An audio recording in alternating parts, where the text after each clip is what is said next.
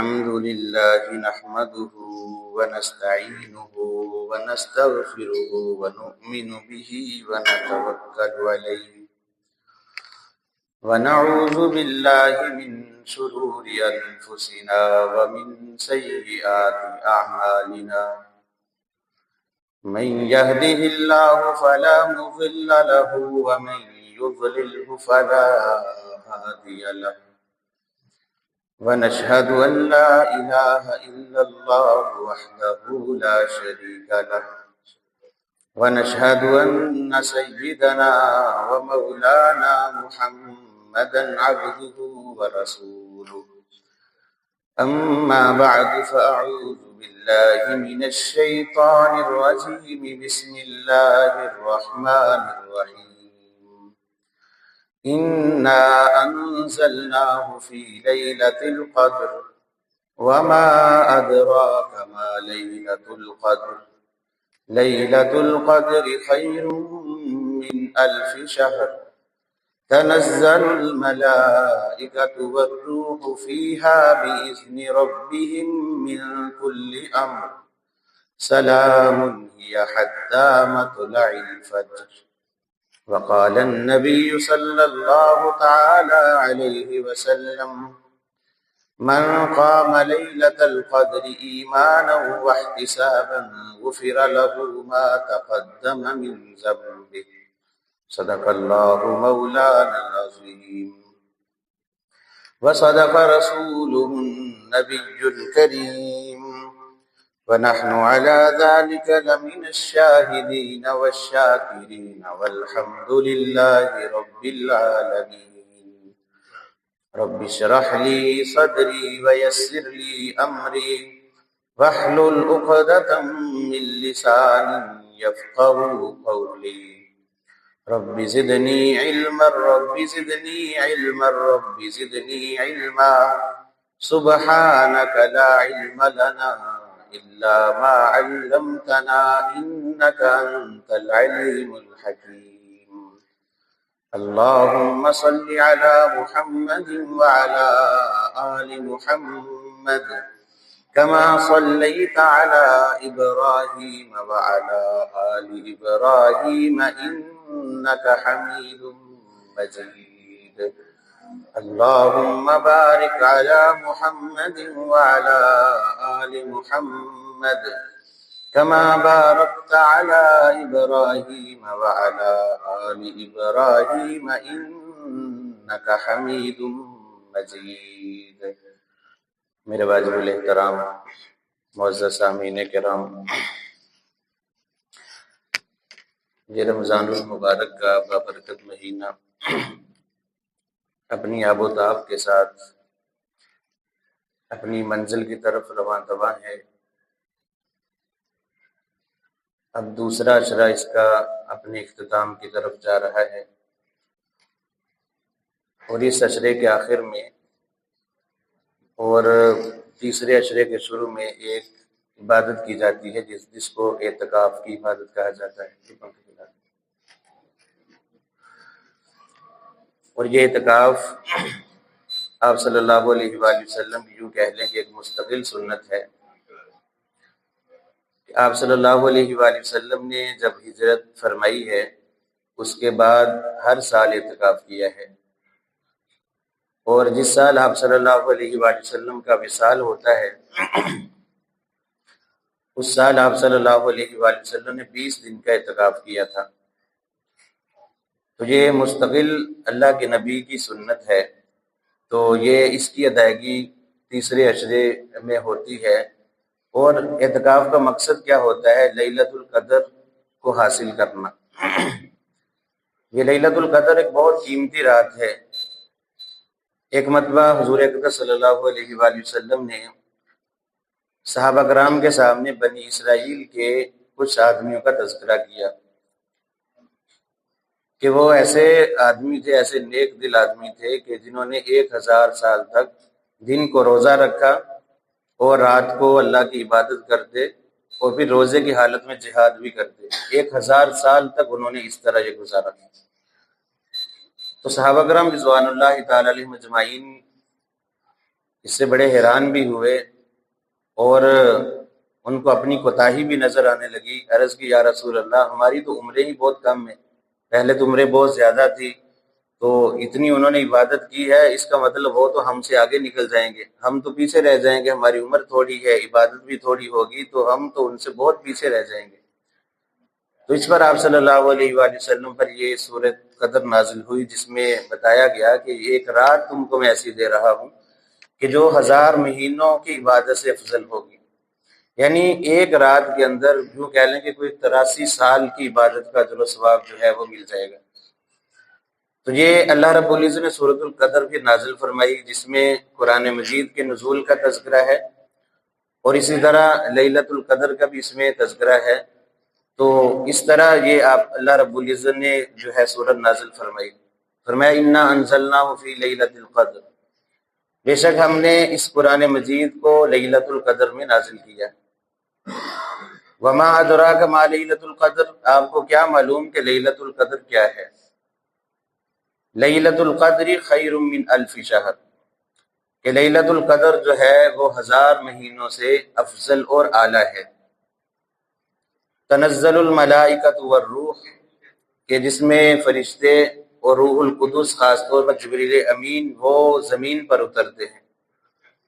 تنزل الملائکۃ والروح فیہا من کل امر، ہر معاملے کے لیے سلام ہی حتی مطلع الفجر، کہ وہ ایسی رات ہے کہ ساری رات امن اور سلامتی اللہ کی طرف سے نازل ہوتی ہے یہاں تک کہ فجر طلوع ہو جاتی ہے۔ تو یہ سورہ مبارکہ کا ترجمہ میں نے آپ کے سامنے رکھا ہے۔ اس میں اس رات کا خاص طور پر تذکرہ ہے کہ لیلۃ القدر یہ 1000 مہینوں کی عبادت سے افضل اور اعلیٰ رات ہے۔ پھر یہ جو اعتکاف کیا جاتا ہے اسی رات کے حصول کے لیے کیا جاتا ہے۔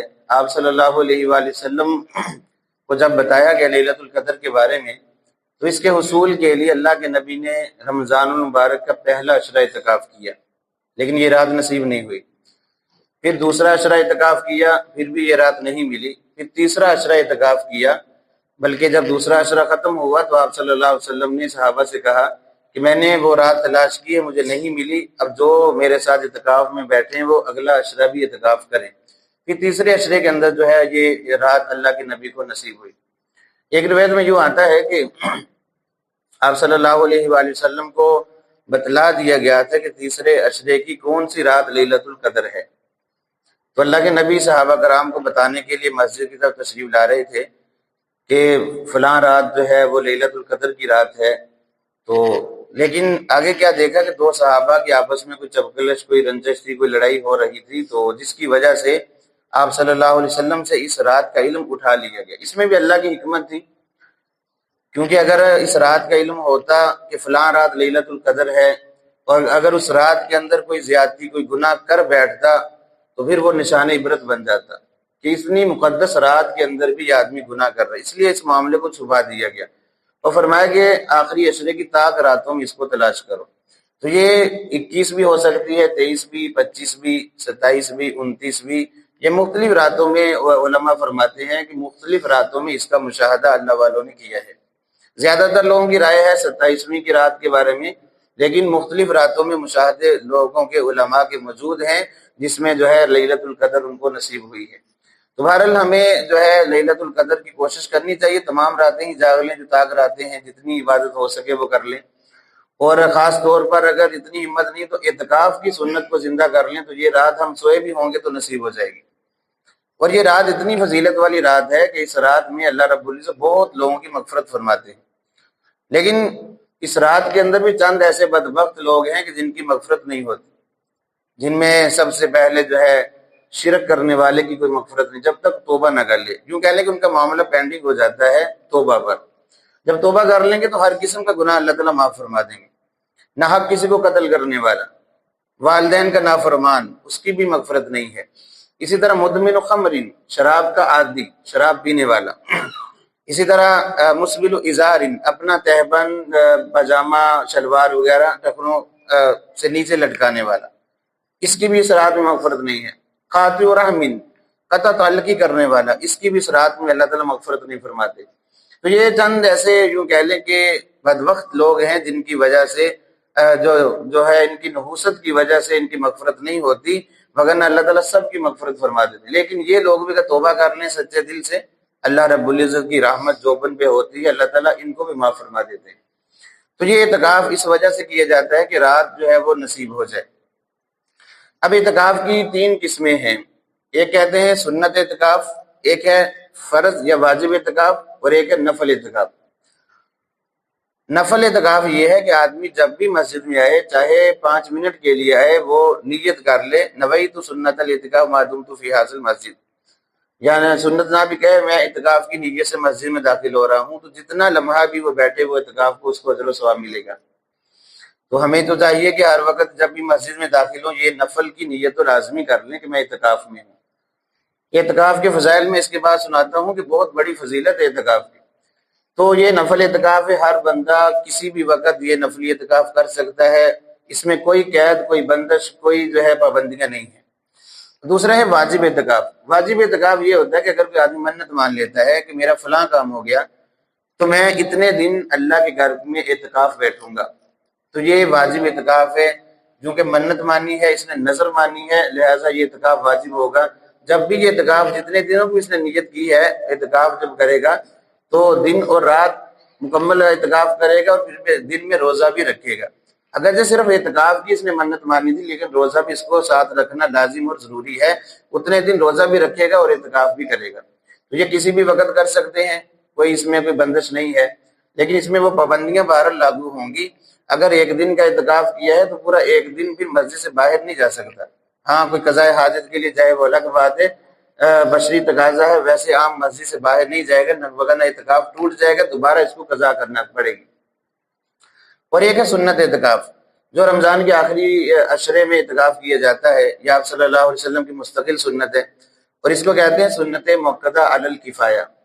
یعنی سنت موقدہ کا مطلب یہ ہے کہ اگر کوئی آدمی کوئی بھی اس محلے سے، اس بستی سے مسجد میں نہ بیٹھے تو سب کے سب گناہ گار ہوں گے.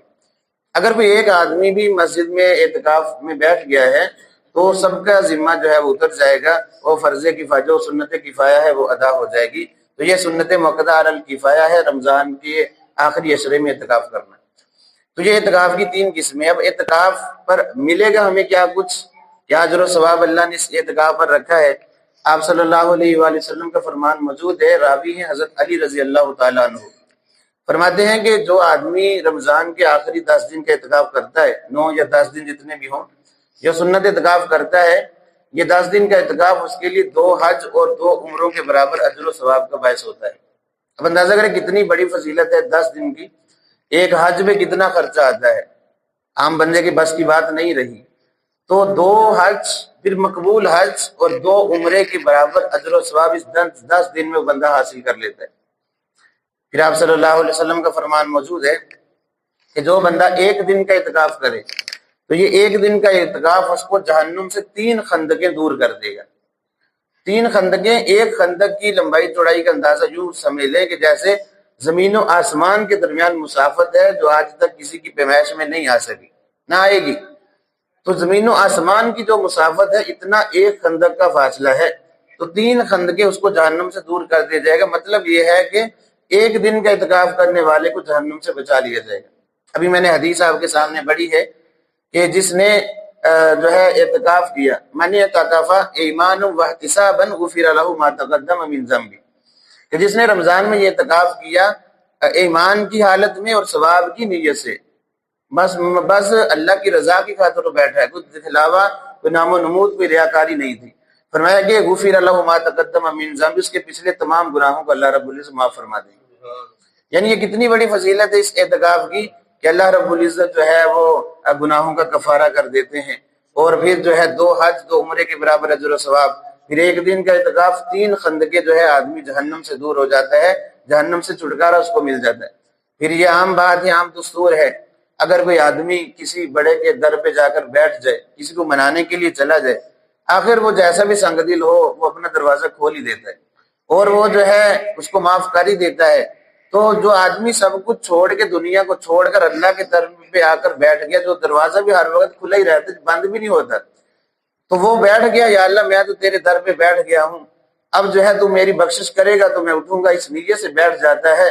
تو اللہ رب العزت جو ہے اس کی مغفرت فرما دیتے ہیں۔ اللہ کی ذات ایسی نہیں ہے کہ بندہ معافیاں مانگے، آہوزاری کرے، روئے تو اللہ کے سامنے منت سماجت کرے پھر بھی اللہ معاف نہ کرے، بالکل نہیں ہے، یہ اللہ کی شان کے خلاف بات ہے۔ اللہ تعالیٰ فرماتے ہیں میرا کوئی بندہ جب میرے سامنے ہاتھ اٹھاتا ہے تو مجھے حیا آتی ہے کہ اس کے ہاتھوں کو میں خالی لوٹا دوں۔ تو اللہ کی ذات بڑی غیور ذات ہے، اللہ کی ذات اٹھے ہوئے ہاتھوں کو خالی نہیں لوٹاتی۔ ہم سچے دل سے اللہ سے معافی مانگ لیں، توبہ کی طرف آ جائیں تو اللہ رب العزت بخشش کے دریا بہا دیں کہ معاف فرما دیں گے۔ بلکہ اللہ رب العزت تو حدیث قدسی یہ فرماتے ہیں اگر کوئی بندہ ایک بالشت میری طرف بڑھتا ہے میں ایک ہاتھ اس کے آگے بڑھ کر استقبال کرتا ہوں، اگر کوئی چل کر آتا ہے میری طرف تو میری رحمت دوڑ کر اس کا استقبال کرتی ہے۔ اللہ کی ذات تو ایسی ذات ہے، ایسی غفور الرحیم ذات ہے، کائنات میں کوئی ایسی ہستی نہیں ہے جتنی شفقت اور محبت اللہ کو اپنی مخلوق سے، اپنے بندوں سے ہے، خاص طور پر گناہ گاروں سے بھی، کہ اللہ کی ذات کو کوئی گناہ گار بھی پکارے تو اللہ کی ذات لبیک کہہ کر بندے کا جواب دیتی ہے۔ تو ایسی ذات ہے، تو جو بندہ اعتکاف میں بیٹھ جائے گا اللہ تعالیٰ اس کو بھی مغفرت فرما دیں گے۔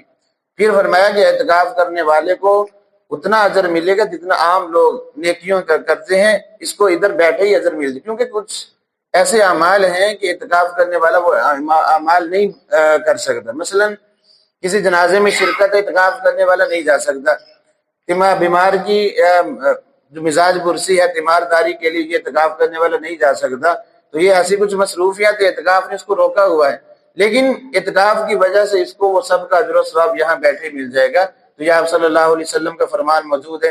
تو یہ آخری عشرے میں اعتکاف کیوں کیا جاتا ہے؟ تاکہ جو ہے لیلۃ القدر کی فضیلت ہمیں حاصل ہو جائے، اور لیلۃ القدر بہت عظمت اور جو ہے رحمتوں والی رات ہے، اور اس کو جو ہے ہمیں جو اعتکاف کریں ان کو بھی لینا چاہیے، جو اعتکاف نہ کر سکے ان کو بھی کم از کم خاص جو طاق راتیں ہیں ان میں عام روٹین سے ہٹ کر زیادہ اللہ کی عبادت کر لینی چاہیے، کیونکہ یہ قیمتی لمحے ہیں اور اللہ کی رحمت جو ہے آسمان دنیا پر جلوہ فروز ہوتی ہے، اور وہاں سے اللہ رب العزت کی طرف سے آوازیں آ رہی ہوتی ہیں، اور اب ہم ہی نہ مانگیں، اپنی بخشش نہ کروائیں تو یاد رکھیں یہ بہت بڑی بدبختی ہے۔ بلکہ ایک حدیث میں یہاں تک آتا ہے کہ آپ صلی اللہ علیہ وسلم نے فرمایا کہ وہ شخص ہلاک ہو جائے، تباہ و برباد ہو جائے جو اپنی زندگی میں رمضان کا مقدس مہینہ پالے اور اپنے رب سے اپنے گناہوں کی مغفرت نہ کروا لے۔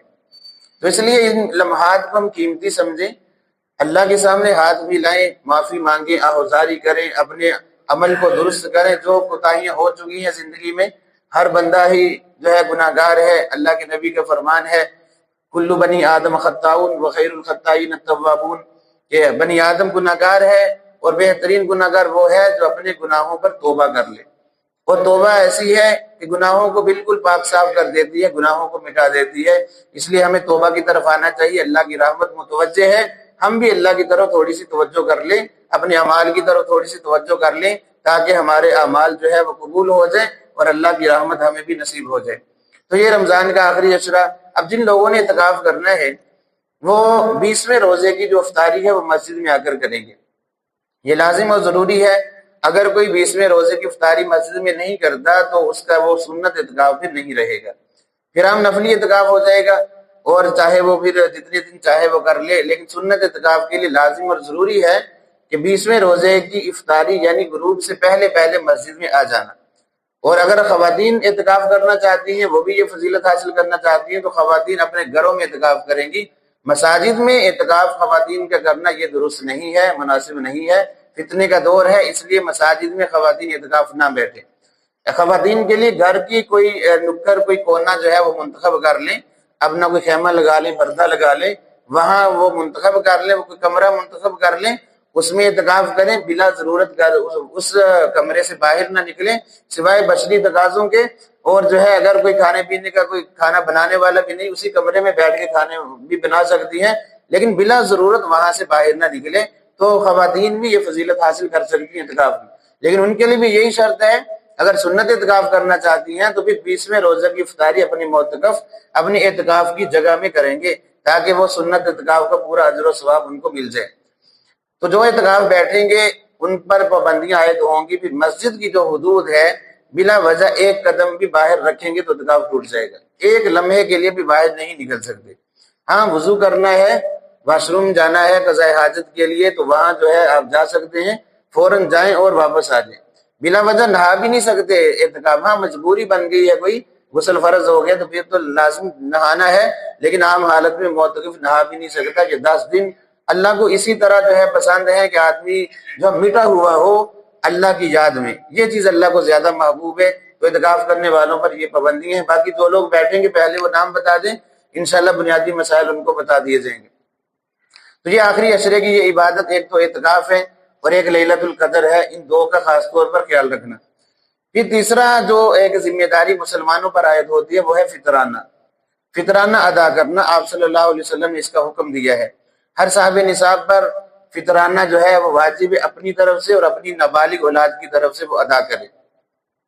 صدقہ ہے، صدقہ خیرات کے فضائل آپ نے پچھلے جمعے بھی سنے ہیں، زکوٰۃ اور صدقات کے، کہ اللہ رب العزت بہت زیادہ نوازتے ہیں۔ ان الصدقۃ تطفی البلاء، جو صدقہ ہے بری موت سے بچاتا ہے، بلاؤں مصیبتوں سے بچاتا ہے، مصیبتوں کو دور کرتا ہے، اور صدقہ سے مال بڑھتا ہے۔ اللہ کے نبی کے فرمان میں قسم اٹھا کر یہ بات کہتا ہوں کہ صدقہ دینے سے مال کم نہیں ہوتا۔ تو یہ باتیں ہمارے ذہن میں ہوں، اس کے فضائل جو ہم اللہ کے نام پر دیں گے وہ ضائع نہیں جائے گا، بلکہ آپ صلی اللہ علیہ وسلم فرماتے ہیں کہ ابن آدم کہتا ہے میرا مال میرا مال میرا مال، یہی ترانہ گاتا ہے، اس کا مال کیا ہے؟ اس کا مال تو وہ ہے جو اس نے پہن کر پرانا کر دیا، اور اس کا مال تو وہ ہے جو اس نے کھا لیا اور فنا کر دیا، اور اس کا مال وہ ہے جو اس نے اپنی آخرت کے بینک میں جمع کروا دیا، اپنی آخرت کے لیے اس کو ذخیرہ کر لیا۔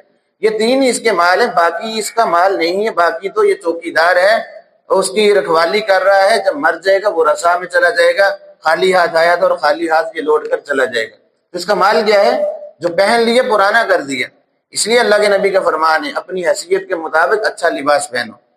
فرمایا کہ ان اللہ تعالی جمیل یحب الجمال، اللہ تعالیٰ خوبصورت ہے، خوبصورتی کو پسند فرماتے ہیں۔ اپنی حیثیت کے مطابق جو ہے آرائش کرنا اور جو ہے زیب و زینت اختیار کرنا قرآن کا حکم ہے۔ خذوا زینتکم عند کل مسجد، مسجد میں جب آؤ، جب نماز کے لیے کھڑو تو زیب و زینت اختیار کر گیا ہو، یہ نہیں کہ میلے کچالے کپڑے اور پسینے کی بدبو آ رہی اور اللہ کے سامنے کھڑے ہو گئے۔ جب کسی شادی بیاہ فنکشن پہ جانا ہو تو بڑے بند سنور کر جاتے ہیں، اللہ کے سامنے جب کھڑا ہونا ہوتا ہے تو پھر وہی میلے کچالے کپڑے، یہ تو انسان کی غیرت کے بھی خلاف ہے۔ اللہ جو احکم الحاکمین ذات ہے، جس نے ہر نعمت سے ہمیں نوازا ہے، اس کے سامنے ہم میلے کچالے کپڑوں میں کھڑے ہوں، عام سادہ لباس میں کھڑے ہو جائیں، کسی فنکشن میں جانا ہے تو بڑے عالی شان ٹھاٹ باٹ سے جائیں، تو یہ بات مسلمان کو زیب نہیں دیتی۔ ہاں ایسے کتنے لوگ گزرے، امام زین العابدین کا نام سنا ہے آپ لوگوں نے؟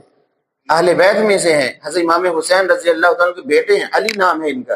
زین العابدین کیوں کہتے تھے؟ عابدین کی زینت۔ ان کے بارے میں آتا ہے اللہ نے بہت نوازا تھا ان کو، مالی اعتبار سے بہت اعلیٰ تھے، جو ہے روزانہ نیا جوڑا پہنتے، اپنی عبادت اتنی لگن سے کرتے کہ اتنی زیادہ خوبصورت عبادت کرتے کہ ان کو زین العابدین کہنا لوگ شروع ہو گئے، ایسی خوبصورت عبادت کرتے، اور روزانہ جوڑا پہنتے اور رات سارا دن اس سے عبادت کرتے، اور پھر اگلے دن نیا جوڑا پہنتے اور یہ صدقہ کر دیتے، اللہ کے نام پر کسی کو دے دیتے۔ یعنی اللہ نے اتنی وسعت دی ہوئی تھی ان کو، تو زیب و زینت اختیار کرنا۔ ہم جو ہے کتنے ایسے لوگ ہیں ماشاءاللہ، رات کو جو لباس پہنا ہے اٹھتے ہیں صبح اسی لباس میں جو ہے مسجد میں فجر کی نماز ادا کرنے کے لیے آ جاتے ہیں۔ ہمیں سوچنا چاہیے اللہ کا دی ہوئی نعمتیں ہیں، اللہ کے سامنے ہم ان کا اظہار نہیں کرتے تو کب کریں گے؟ لوگوں کے لیے یہ تو نام و نمود دکھلاوے میں بات آ جائے گی۔ اللہ کے سامنے آپ نے کیسی شادی پہ جانا ہے، فنکشن پہ جانا ہے، پہلے کیا ہوتا ہے؟ پہلے نماز پڑھ لیتے ہیں، پھر جا کے کپڑے چینج کرتے ہیں۔ بھائی پہلے کپڑے چینج کر کے نماز پڑھیں کہ میرا یہ نیا لباس ہے تو سب سے پہلے میں اس سے اللہ کی عبادت کروں، یہ چیز ہے۔ باقی لوگوں سے پھر مل لوں گا، پہلے میری اللہ کی عبادت ہو جائے، تاکہ یہ لباس بھی گواہی دے روز محشر کہ مجھے پہن کر اللہ کی عبادت یہ کرتا رہا ہے۔